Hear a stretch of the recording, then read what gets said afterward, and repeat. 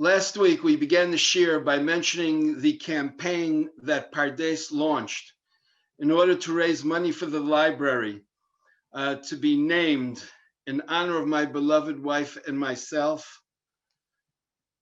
The campaign achieved its goals.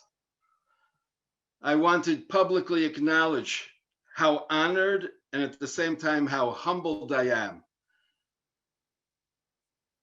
But perhaps even more so, how grateful I am to the outpouring of love and support that was shown by everybody involved in this campaign. I thank you all very, very much. And in the coming days, I will be writing a statement which will probably be released, expressing the tremendous sense of gratitude which I feel towards Pardes and towards all those who were involved in this campaign. So thank you. Last week in the Parsha, we essentially spoke about leadership, and in particular about Joseph. And towards the very end, I began to speak about Yehudah, about Judah. And the beginning of our Parsha, and one might even say, perhaps the most significant aspect of our Parsha, is essentially the reconciliation between the brothers. But before I speak about that, I would like to examine and maybe finish off what we began over the past 2 weeks of looking at these different leadership models, Joseph and Judah. So just to recap very briefly, the leadership model of Joseph is the person who has dreams. And in the case of Joseph, the dreams are seen as a form of prophecy, as perhaps God outlining a blueprint, the destiny for Joseph to actualize. And in fact, Joseph not only has the dreams, but one could even say that Joseph is very proactive in actualizing his destiny, in turning his dreams into a reality. And we discussed that last week in terms of how Joseph solves Pharaoh's dreams. And there's no question that in the leadership model of Joseph, the one that eventually becomes actualized, God plays a central role. As Joseph said, it's God who through the dreams is showing the blueprint of what's about to happen. And in effect, what Joseph does through his dreams and through the dreams of the people around him is to essentially embrace his destiny. And the very last thing which you mentioned, which was actually from this week's Parsha, and we're going to come back to it from a different angle, is the idea of seeing his leadership as essentially being a mission, as essentially being not for his, what we would say, self-aggrandizement, but in order to be able to serve a larger population. On one level, one could say Egypt, on another level, his family. And today, what I would like to begin with is to look at Judah and his leadership. And just to recap, we spoke about Judah's leadership in chapter 37. Judah was the one whose idea was to sell Joseph into slavery. And essentially, when Judah offered that proposal, it was an attempt to save him, or to save perhaps the brothers from killing him. And I want to just focus on one comment which Judah made, one claim as to why the brothers should not lay their hands on him. And what Judah says in chapter 37 is, Ki achinu v'sarenuhu. He is our brother. He is our flesh. What we began to look at the end of last week's session was chapter 38. And the significance of chapter 38 is what we could say, we could call the falling out of Judah. In chapter 38, Judah leaves his family. He ends up marrying the daughter of a Canaanite. He ends up having 3 sons, 2 of whom are killed by God because of inappropriate relations they have with the woman called Tamar. And Judah essentially bottoms out when he sees his daughter-in-law masqueraded as a prostitute. And I just want to perhaps emphasize, and I just, again, to come back because we're focusing on the question of leadership. When I say he bottoms out, so the first thing which is worth noting is how his going to a prostitute in a way is cutting him off in many ways from the values of his family. But what's even more striking is that when Judah says that he will pay her with a kid, but she says, but I want to have collateral until you send me the payment. And for those of you who want to see this, this is chapter 38, verse 18. Judah says, what's the collateral that you want? And she says, I want your staff. I want your ring. And it's important to note that the ring and the staff are very much indicative of his position, of his significance, which means that Judah is prepared in a way to give up all the trappings that reflect his significance, his leadership, for what we would call a one-night fling. That is where he bottoms out. But actually not exactly. He bottoms out when he discovers his daughter-in-law is pregnant and orders her to be executed, to be thrown into the fire without any investigation, without any real trial. She has committed an act of treachery, which is worth being killed for. And he doesn't think twice about it. And then he has his moment of truth when she sends him the ring and the staff and the amulets and says, acknowledge who these belong to. That is the one who impregnated me. And this is the moment of truth for Yehuda. This is his turning point. And this becomes, as I said last week, an extremely important element of his leadership, which is his ability to acknowledge his mistakes.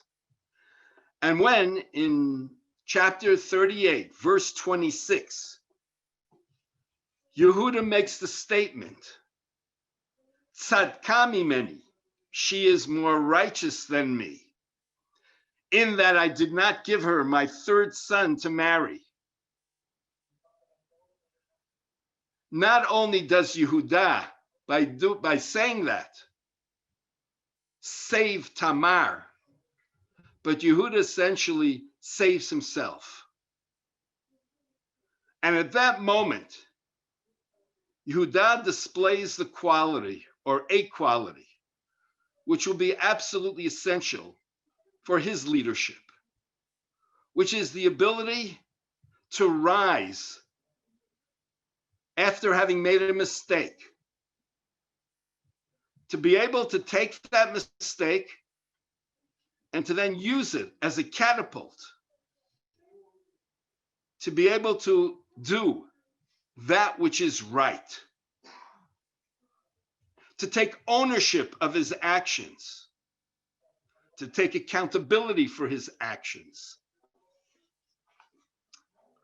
And that's what I would like to now pursue in more detail in the coming moments, and eventually see this as the backdrop for some could say, the showdown between Judah and Joseph, or what we could say as the opportunity for reconciliation.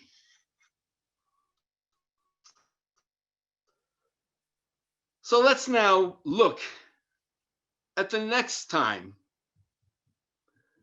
that we see something about leadership regarding the brothers. And this is in chapter 42.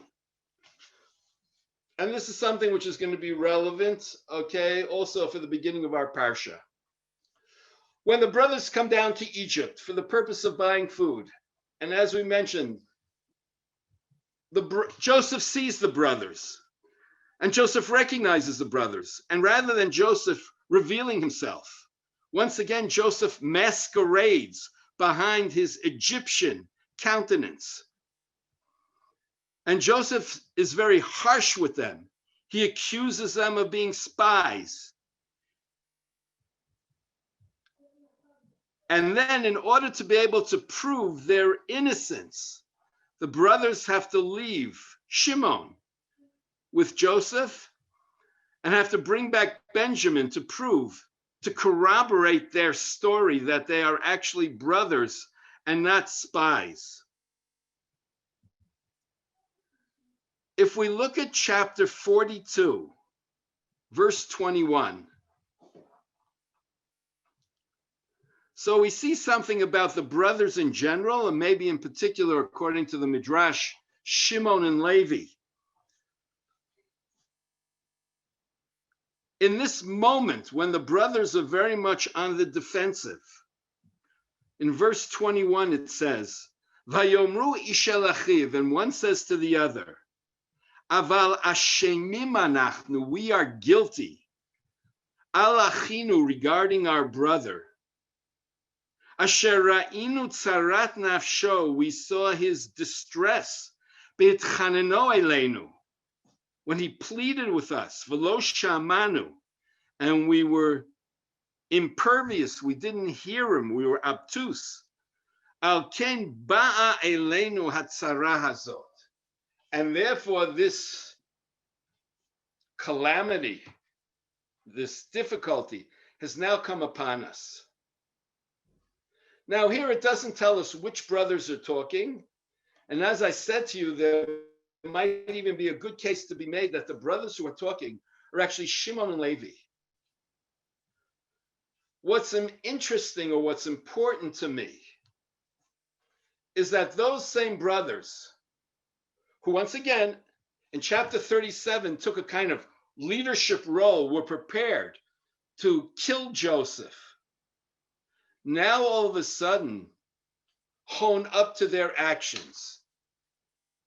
They are prepared to acknowledge that what they did, okay, was cruel, was vicious. They use the language, we're guilty. Guilt is the word that's used for for what I would call the most terrible of sins. You know, there are different words in Hebrew for sinning. You could say a person, chet, chata. Chata means I missed the mark. I was off in what I did. But when you say asham, ashemim anachnu, we're guilty, It wasn't I was off the mark. I really did something that was horrible. And what's even more significant is al kem ba eleinu hatzara hazot. That's why this is happening to us. And as we're going to see in a few moments, it's fascinating that the brothers now associate what is happening to them with what they did many years ago to their brother Joseph, and are, in a certain sense, taking responsibility and see themselves as now being accountable to having to pay the price for what they did. The reason why I'm bringing this up is because this fits in with what I was saying earlier about Judah and what we're going to see in a few moments, even more so, of this idea of being able to take responsibility, and not only take responsibility, but be accountable when you did something wrong, and to realize the gravity of what you did. Now, interestingly enough, if you look at the continuation in the next verse, Vayan Ruvain otam, and then Ruvain, when he hears this, responds and says, Halo amarti alechem lemor, didn't I tell you, al techetu vayeled, don't sin with the child, with the velo shmatem, and you didn't listen. The gam damo hinei nidrash, and behold, his blood is now being sought out. Interestingly, that Reuven is in a different place. And it's like, I told you so, which may be a little bit of a problem. And we're going to see this as we go along, which may ultimately indicate why Reuven does not become a leader among the brothers. To be a leader is not to be able to come along and say, I told you so. To be a leader means to take responsibility for. And the fact is that we don't necessarily hear Reuven taking responsibility for his lack of leadership.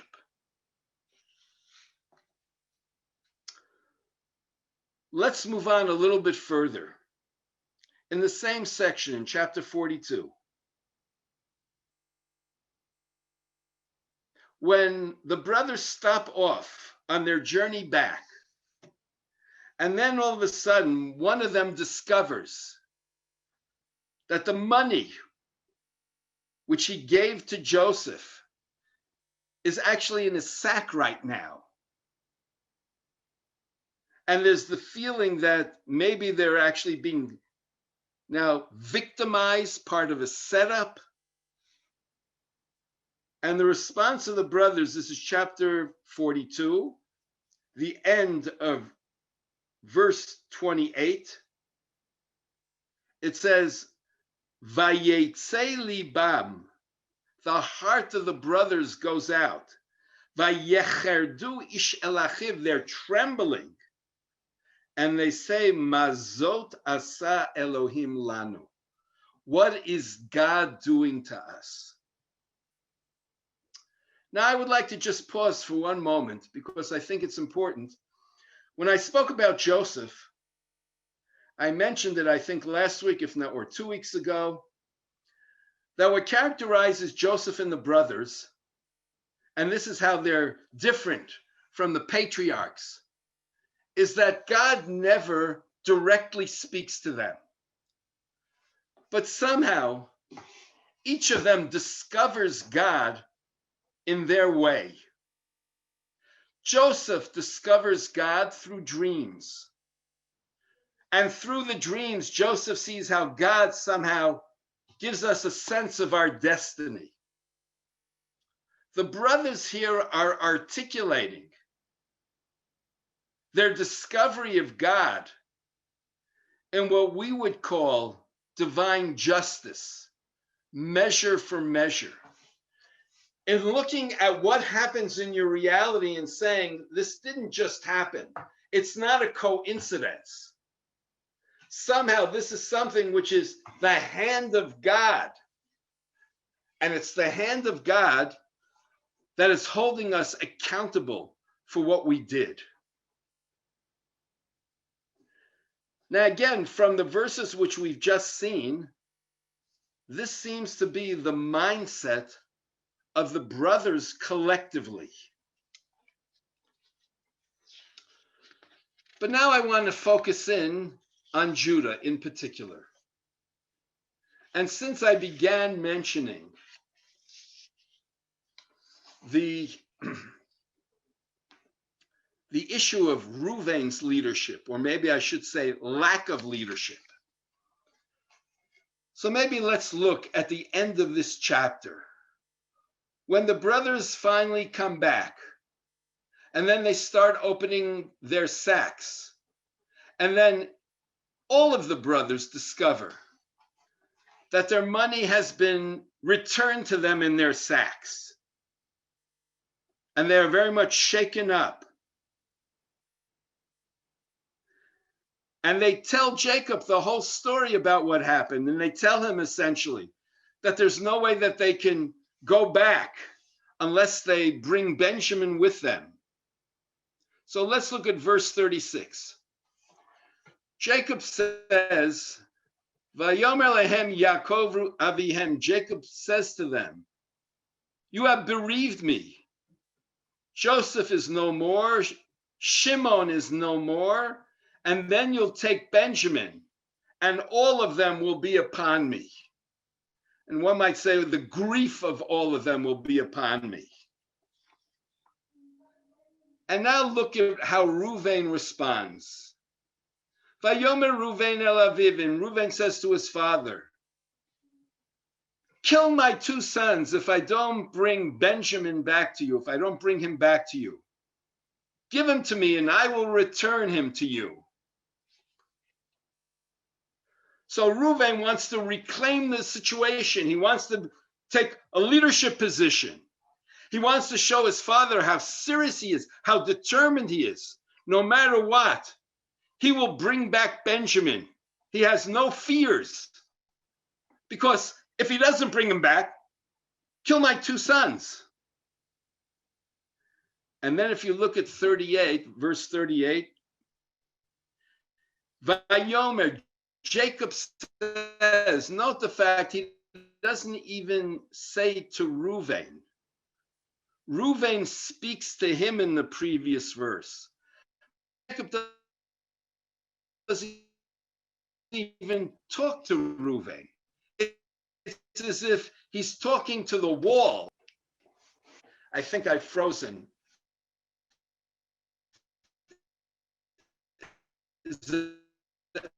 Are people hearing me? Jacob not even relating to Reuven. And what does he say?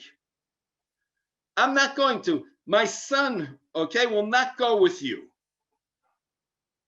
Okay, because I'm not prepared for anything, an accident to happen, which means that Jacob is completely dismissive of Reuven. And clearly the explanation, which is offered by quite a few commentaries, is that's a pretty ridiculous statement to say, kill my two sons. Oh, they're your sons and they're not my grandsons? So what do I gain if I kill your two sons? Now, obviously, Reuven didn't mean that seriously. It was just a kind of exaggerated statement to show that how convinced he was that they would never come to that situation. But maybe that says something about someone who's a leader. That you have to be very, very careful with the words you choose.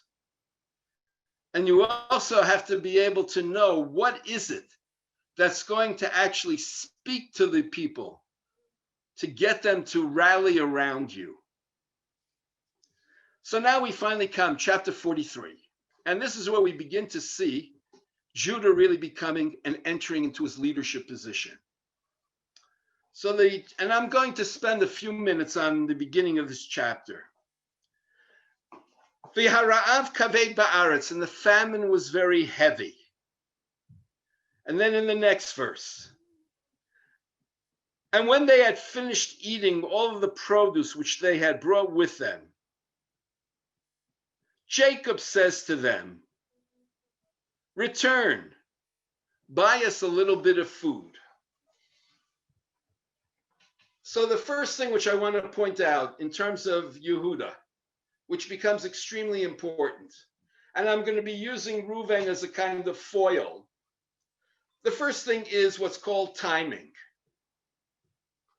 A very important part of leadership is to know when to act and when not to. So that forgetting anything else, Reuven's major mistake was to have immediately spoken up when they came back. That wasn't the time to speak.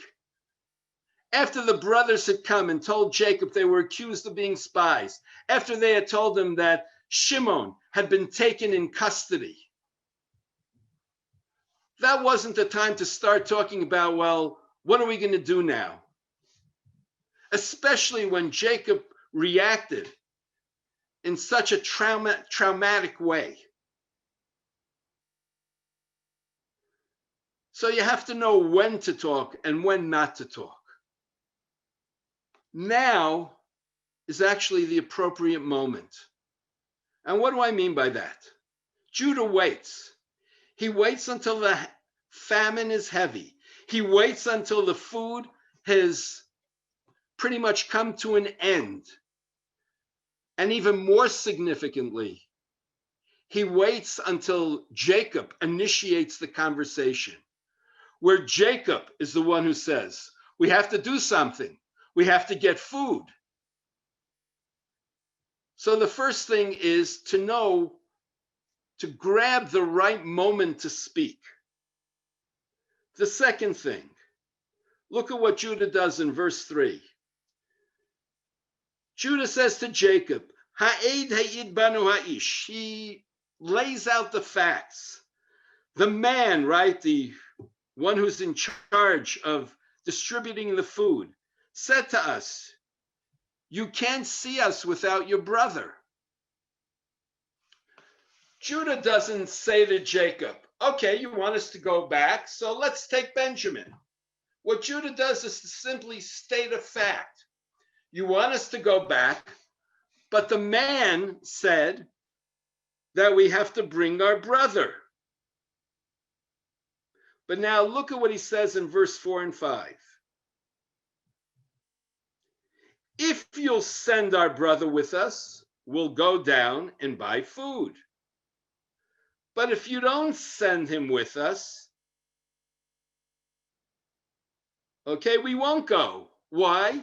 Because the man said, you can't come unless you bring your brother, which means what Judah does now is to essentially lay out the two possibilities to Jacob. And not only that, but what he's also doing is saying to Jacob, it's your call. But just remember, there are two possibilities, and we don't have any other choices. Because it was as if Jacob said, well, why don't you just go down and get a little bit of food? Maybe if you get a little bit of food, they won't really notice it, and they won't make a big deal about it. And what Judah says is, no, we have either two possibilities. Either we bring our brother and get food, or we don't bring our brother. But if we don't bring our brother, we don't go. And then look what happens in verse 6. And then Israel says, why did you do this terrible thing to me to tell them that you had a brother? Right? Which is what we would call essentially fetching. And he's letting off steam, and you can begin to see how maybe Israel is about to change course. And the brother's response is, well, he asked us, right? And we just simply gave him the information that he asked. Did we ever imagine that he would ask to bring our brother down? So the brothers essentially said, it's not like we volunteered the information. He asked us for it. And in our wildest dreams, we never would have imagined otherwise. And then look at what happens in verse 8. And now is when Judah steps in. And he says to Israel, his father, send the boy with me. Let us get up and go. And then here is the key. And let us live and not die. We and you and all the little children. I will guarantee him. You will seek him out from my hand. If I don't present him back to you, and I will have sinned to you all of the days. And he said, and if we had not tarried, we could have already come back twice. So there are three elements to what Judah does over here, which again, I think are very important in terms of his leadership. Maybe I'll start with the end because it reinforces what he says in the beginning. What Judah essentially says to Jacob is, right, and he doesn't say it this way. I'm being a little bit, provocative. He says, we don't have any time to dilly-dally, okay? We don't have any time to kvetch. Now we have to act, okay? And this is like the moment of truth because it's now or never. And essentially what he says to Jacob is, so we have to make a decision now. The second thing, what he says to him is, this is a choice between life and death. And let's live. And then in effect, what he says to Jacob, you're so preoccupied with Benjamin, but in the end, by being so insistent on not letting him go, everyone will die. And he especially emphasizes at the end, Gam tapenu, the little children. Are you prepared to have those little children die? And then the third thing is to be personally accountable. Anochi ervenu, I will guarantee his safety. If I don't bring him back, I will have sinned to you for the rest of my life. Which means that here is Judah, if I were to now take the different points which I made in terms of his leadership. Judah is waiting for the right moment. And the right moment is not for him to step in, but for Jacob to get the ball rolling. Throughout, he is giving Jacob the space. And not only the space, but saying, you're the one in the end who has to make the decision and to live with the consequences. But at the same time, what he does is to lay out the possibilities, to emphasize the urgency of the situation, and to then say, and I will be personally responsible for guaranteeing it. And if I don't succeed, I will have to live with that. You might even say the guilt of that for the rest of my life. And then when you look at verse 11, and Israel says to them, if so, then let's do this. So now think about this, which is number one, in the end, Israel agrees to Judah's proposition. But I think what's even more striking is, and that may also be indicative of what it means for him to be a leader, is he in effect empowers his father to the point where Israel then goes on to make all kinds of suggestions. If we're already going to do it, let's do it this way, because this will maximize the success.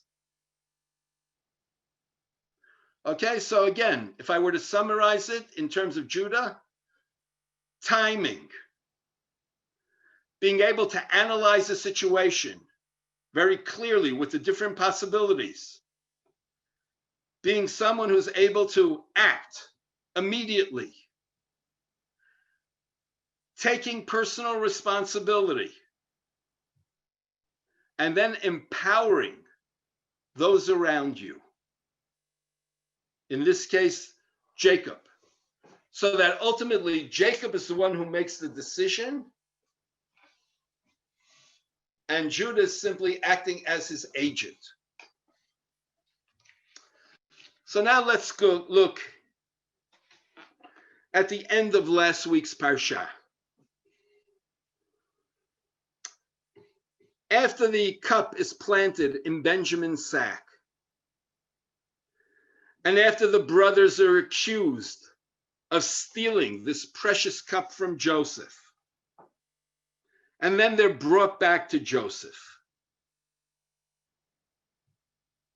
Let's look at chapter 44, verse 14.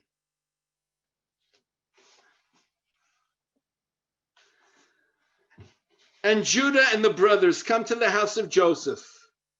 And the first thing which they do is, Vayiplu lefanav, they fall down before him, which I think would be very appropriate as a way of somehow expressing, right, their humility before this Egyptian lord.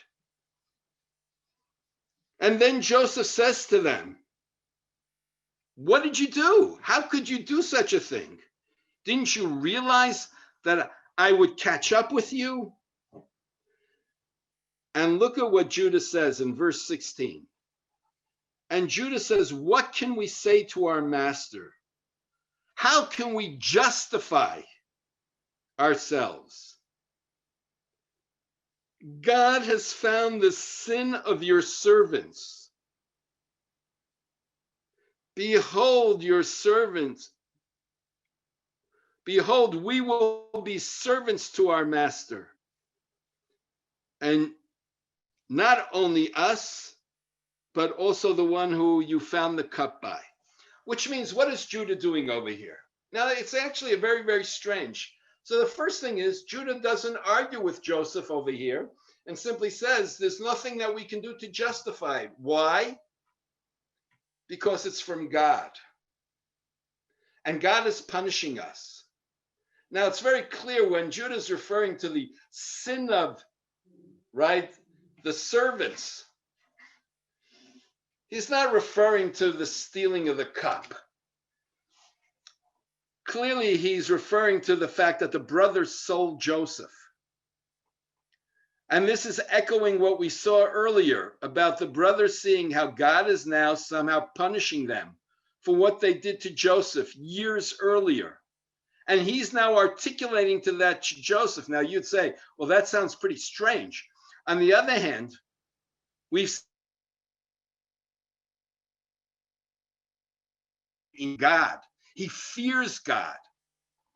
So that Judah is actually speaking a language which presumably Joseph would understand. And not only that, the idea that a God would hold you accountable for the things you do. And Judah offers that they should all be servants. And once again, we could say that there's a certain element here of measure for measure. This is justice. This is perhaps what's coming to them. Yes, we have to now finally pay the price for what we did. And what's Joseph's response? No, I can't do this. You want justice? Justice is that only the one who took the cup should be a servant. Now again, right, that's what, from Joseph's perspective, at least the way, he's presenting himself to the brothers, is justice. Benjamin stole the cup. Benjamin should have to now pay for that. Judah's throwing in, well, okay, but let us all be servants. Why? Because on some level, we are all, I don't want to use the term maybe complicit, but we're all accountable for a whole other reason. But Joseph is not willing to accept that. And that then leads us to the beginning of our Parsha. The encounter between Joseph and between Judah, which eventually leads to the reconciliation between Joseph and his brothers. And I would like to begin by saying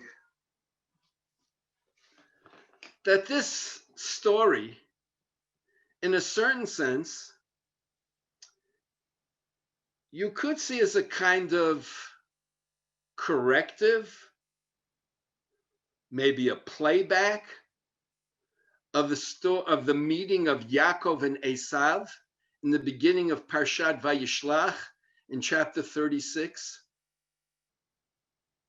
And for those of you who were with me at that point, I mentioned that when Jacob comes back and sends to his brother, and they're about to have this meeting, there was a historic opportunity for reconciliation between the brothers. And this is the moment where we have a similar type of event happening between Joseph and his brothers.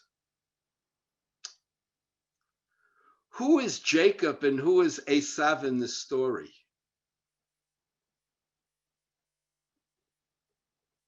Now, I just want to point out, I've been thinking about this for a while. Initially, if you go back to chapter 37, it would seem to be that Joseph is the continuation of Jacob, and the brothers are the continuation of Esav. And what do I mean by that? In other words, Joseph is this favored son. Not only is he a favored son, but he's given a coat. He's given a coat which is indicative of a certain leadership position. He then has dreams. And despite the fact that Jacob tries to somehow brush off the dreams, it's very clear to the brothers that Jacob isn't completely dismissing them. And as a result of that, the brothers become very jealous. The brothers become very hurt. Not dissimilar to Esav, who becomes very hurt when Jacob received the blessing. And not only that, but when Joseph then goes out to the brothers and the brothers see him, their immediate reaction is, let's kill him. And they eventually throw him into a pit. Esav, in the aftermath of Jacob getting the blessing, wants to kill him. So that in certain ways it seems to be, well, Joseph is the continuation of Jacob, and the brothers are the continuation of Esav. But actually, at this point in time, you might say that there's been a certain role reversal. Because right now, Joseph is the one who is this Egyptian lord who's all powerful. The brothers are in a very, very vulnerable position.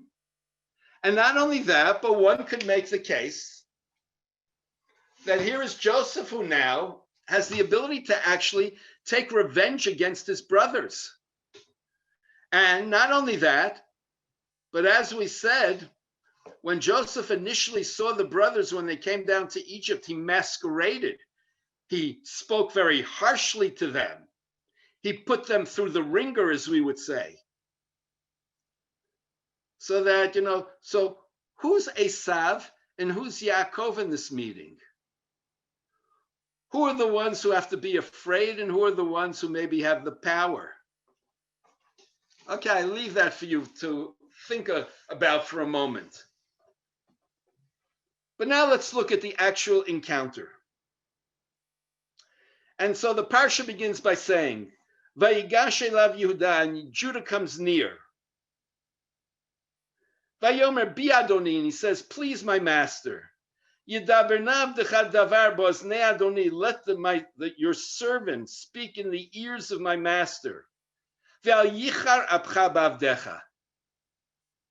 And don't be angry at your servant, because you are like Pharaoh. Okay, now, again, this whole language of the servant and the master echoes the meeting of Jacob and Esav. And if you recall, when we spoke about it, throughout their encounter, Jacob always calls himself the servant. Esav is the master. So again, just by drawing the parallel in this language. Okay, it's as if Joseph is now in the position of Esav. The brothers are in the position of Jacob. And by the way, in this case, right, even though back there I was very critical of Jacob for using that kind of language, here that language is actually very appropriate, because from the perspective of the brothers, Joseph is the master. He's an Egyptian lord. And what is Judah doing over here? So in the language of the rabbis, Judah is trying to be very conciliatory, right, to Joseph. He's speaking to him softly. He's trying to play on his heartstrings. Even using the expression, be Adoni, please my master, right? It's as if he's pleading for his mercy, compassion. And let's just look, we'll read this very quickly. What does Judah do? He gives a kind of summary of their interactions. In verse 19, okay, my master asked his servants, do you have a father or brother? And we said to you, we have an old father, we have a child of his old age, his brother died, which by the way, they didn't actually say. And he was left alone, right, meaning the younger brother, to his mother, and his father loved him. And then you said to your servants, bring him down to me, I want to see him. And we said, but the lad cannot leave his father. And if he leaves his father, he will die. And then verse 23, and then you said to your servants, but if he doesn't come down, do not see me anymore. By the way, note the fact that Judah doesn't bring up the whole accusation of how they were spies, right? And then he says, and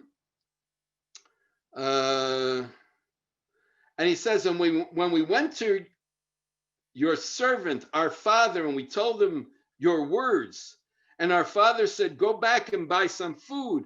And we said, but we can't go back if our brother doesn't come down, okay? And then our father said, but you know that I had only 2 sons, and then one of them went away and he was torn apart. And now if you take this one, right, I will be completely devastated. And then in verse 30, and Judah says, and now when I come, right, to your servant, my father, and the lad is not with us, and his soul is tied up with his soul. And when he will see that the lad is not with us, he will die. And we will bring his old age in agony to the grave. Okay, so what is Yehuda doing over here? Okay, I realize I spent a few minutes on this. Yehuda essentially is doing a few things to Joseph. The first thing which he's doing is he's trying to present all the facts. The way that he's presenting it is how the brothers were very, very upfront with Joseph, and they complied with everything that he wanted.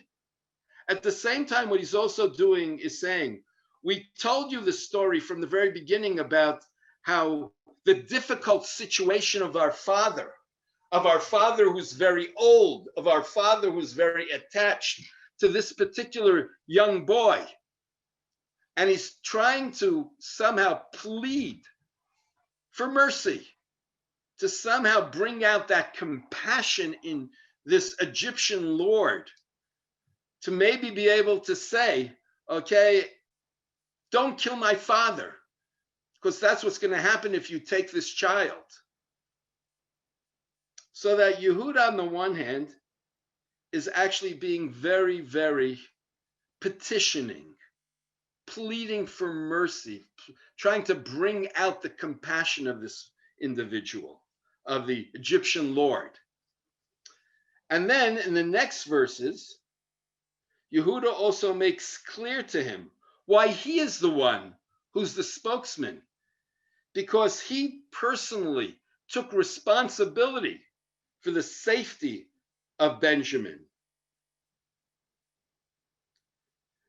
And then when we get to 33 and 34, I think this kind of concludes it, where Judah puts all of these pieces together and says, I want you to have compassion on this boy. I want you to have compassion, not on the boy, but really on our father.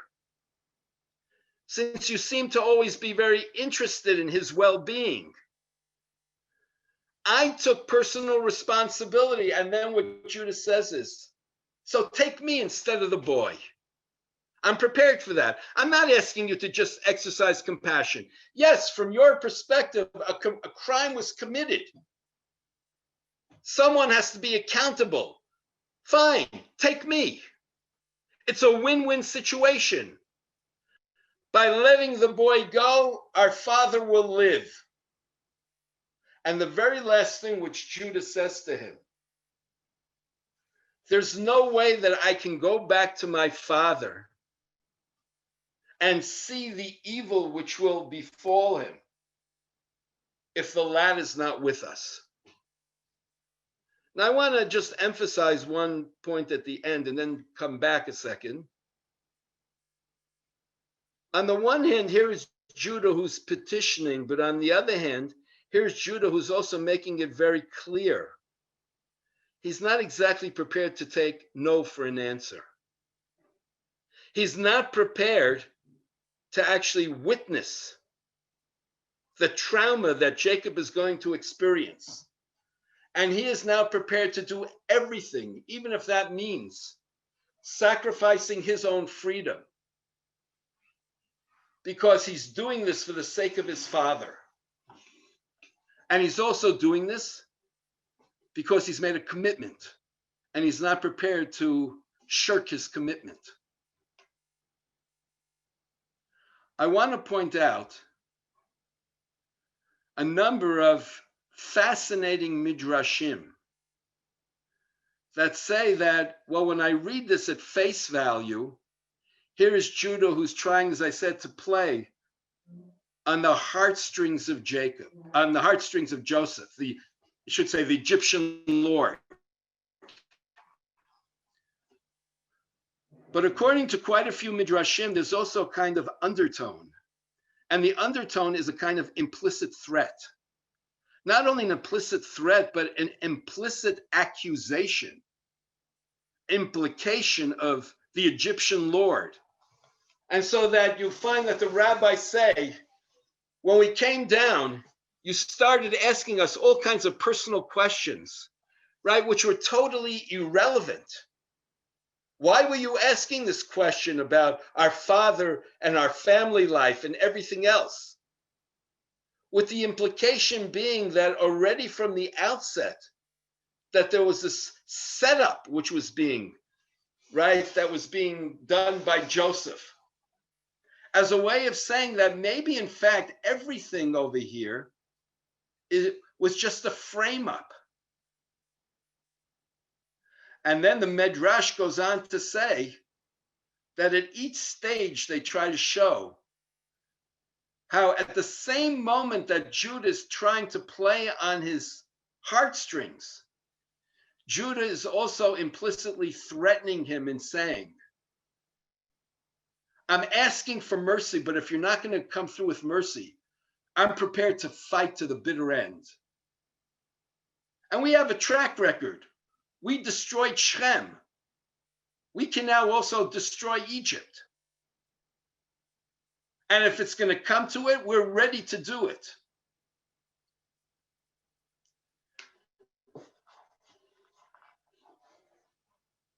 You know, if I were to take certainly the way the Midrash presents it, it's a very, very interesting thing of how do you negotiate with someone?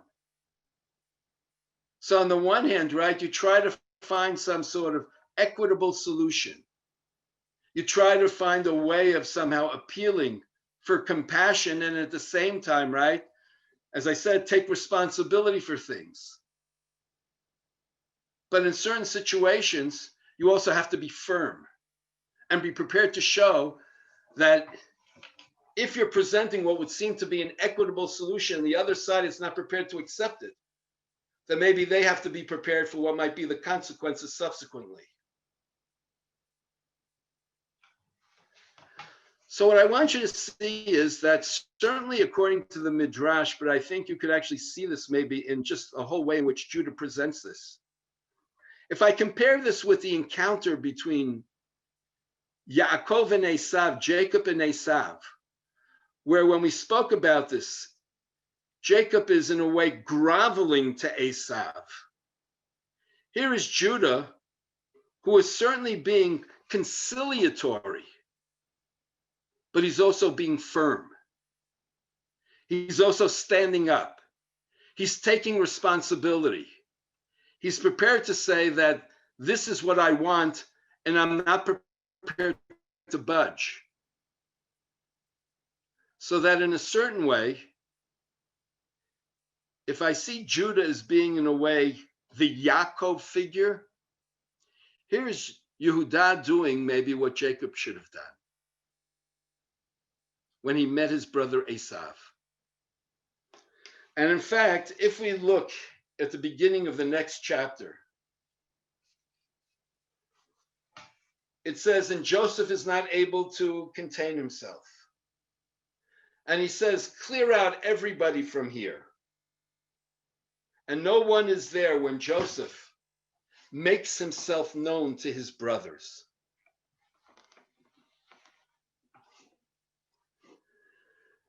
Now, I want to point out that clearly what Judah did pushed Joseph to finally reveal himself.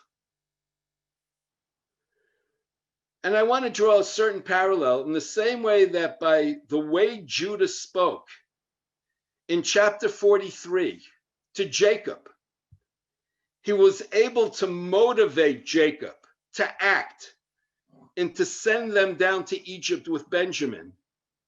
By the way Judah speaks, he's able to motivate Joseph to now reveal himself. And I want you to realize that when Joseph clears out the room, it's very interesting that at that moment, Joseph is actually in a very vulnerable position, right? He has these brothers, 11 of them. How are they going? He reveals who he is. Maybe all of a sudden the tables will be turned. And as we go on to see, Joseph reveals himself in verse 3, chapter 45, verse 3. Joseph says to the brothers, I am Joseph. Is my father still alive? And the brothers are completely blown away.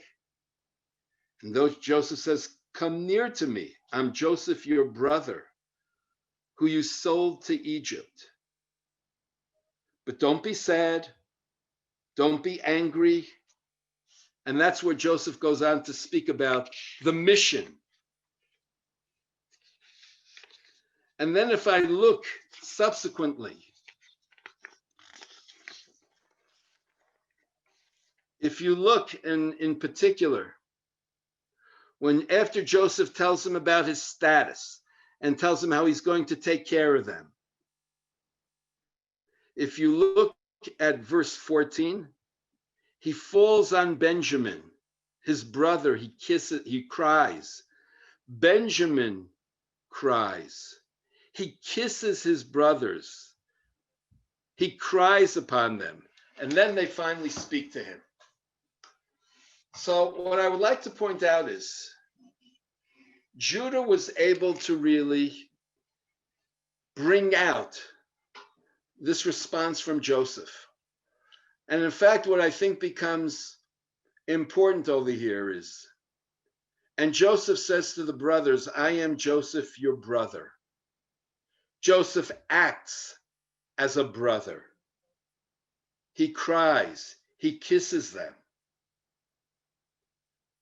By the way, it's only afterwards that the brothers speak to him. And I just want to end up with this point. The brothers are actually very wary. Now, remember, I said to you, in this context, this is a kind of replay of the story of Yaakov and Esav. And in this case, Joseph is perhaps Esav. And the brothers, and in particular Judah, is Yaakov. And remember, I said that Yaakov is very afraid of what Esau potentially could do to him. And he's not sure that Esau still does not bear enmity towards him. And when you look at this section, Joseph does a lot to show the brothers that he really has nothing against them, that he really wants to be their brother. He wants a reconciliation.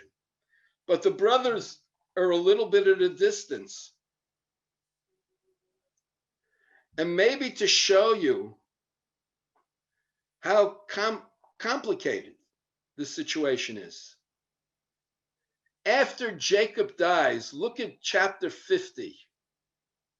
After Jacob dies, and the brothers bury Jacob in the land of Israel, and they come back. Look at chapter 50, verse 15.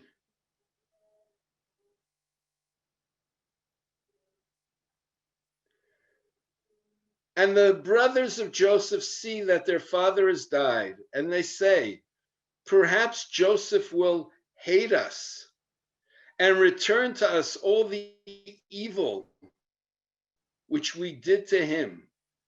And then they send to Joseph in what would seem to be, at least in my mind, they create, right? They fabricate this kind of legacy that Jacob left, that Joseph should be told to forgive his brothers. And at the end of verse 17, Joseph cries. And in verse 18, the brothers come and they say, we're prepared to be your servants. And Joseph says to them, am I instead of God? Yes, you intended to do evil, but God in the end turned it around for good in order to save a great people, a numerous people. Now, what do I want to show you?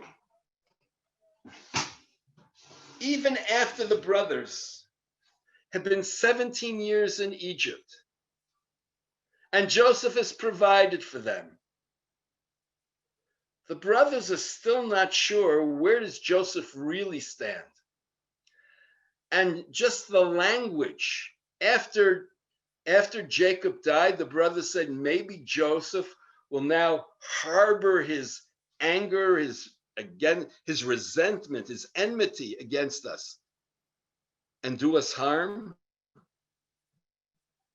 Remember that Esau had said, when my father dies, I will kill Jacob. So I just want you to see that it wasn't so simple to bring about the reconciliation between the brothers. But in the end, yes, there was a reconciliation. And in order for that reconciliation to happen, you needed to have two brothers, in particular, Joseph and Judah, who went through a certain process. Two brothers who began to understand what leadership means. And maybe what I would even add is how the two of them could actually be leaders in the same family and could complement each other. Two different models, one of a sense of leadership of destiny, the other of a sense of leadership of having to be able to take responsibility for the mistakes you make, to live with those mistakes, to correct those mistakes.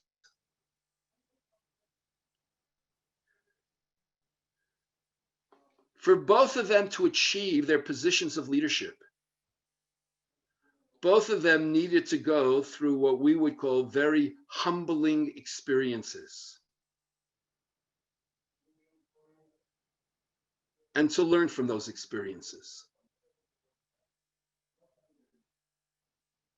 But the greatness of Joseph and Judah is that in the end, And that's the beginning of our parsha. Engage each other as equals. And although in the beginning of our parsha, Judah speaks to Joseph, I am the servant and you're the master. But it's very clear that ultimately they become brothers. Brothers who are able to speak to each other, eye to eye. And in the end, who are able to live with each other.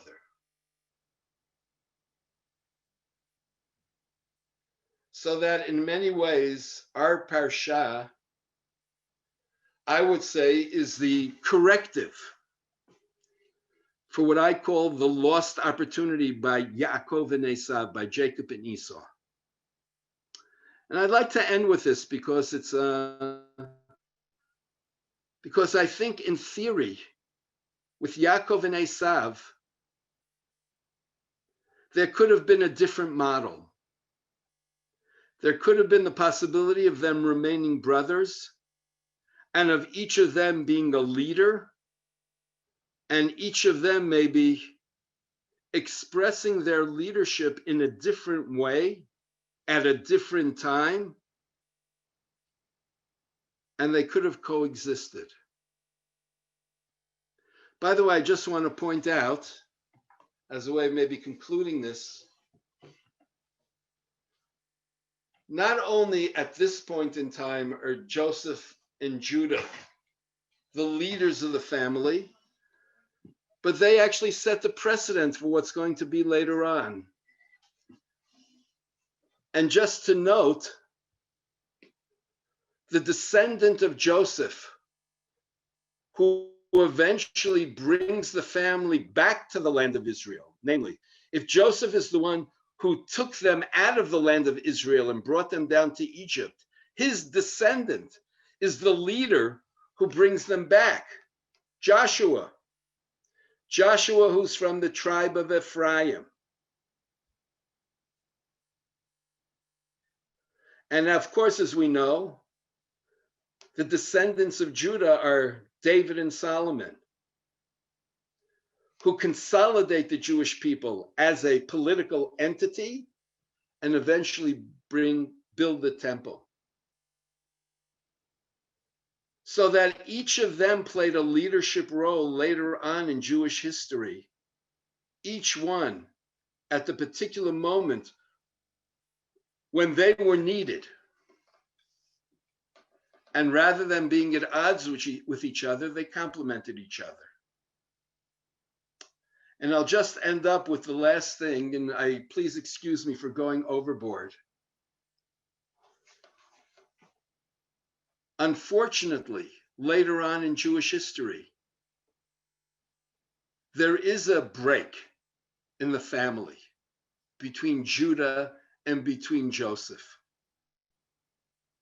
And this is what we know from the book of Kings. There's the kingdom of Israel and there's the kingdom of Judah. And this happens after the death of Solomon. The Jewish people are split up, the 10 tribes and the 2 tribes. Eventually, the 10 tribes go into exile. Eventually, the 2 tribes go into exile. But we always speak about the lost 10 tribes. So I just want to conclude with the Haftarah of this week's Parsha.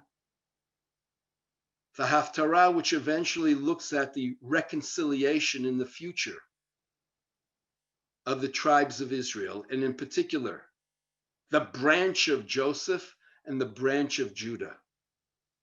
So that this is the vision, that even though at some point in history there was this split, but eventually Judah and Joseph will come back together in the same way they did in our Parsha, to be one people.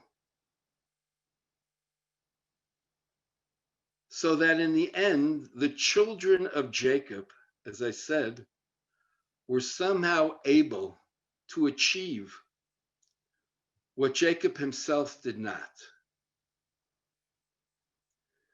Jacob perhaps could have achieved a reconciliation with his brother, which would have changed the whole course of history,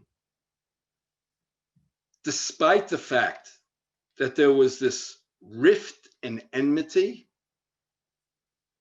What Jacob did not achieve, his children did. And that, to a great extent, is to the credit of Joseph and Judah.